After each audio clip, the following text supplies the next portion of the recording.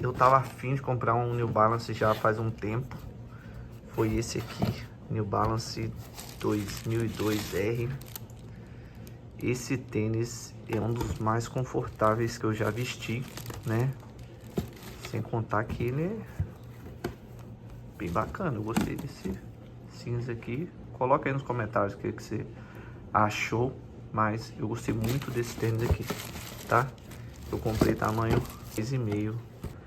E o bom desse tênis aqui é que ele dá tanto para correr com ele, coisa que eu não faço muito, então, mas dá para praticar esporte, e também é para lifestyle. O famoso tênis para sair.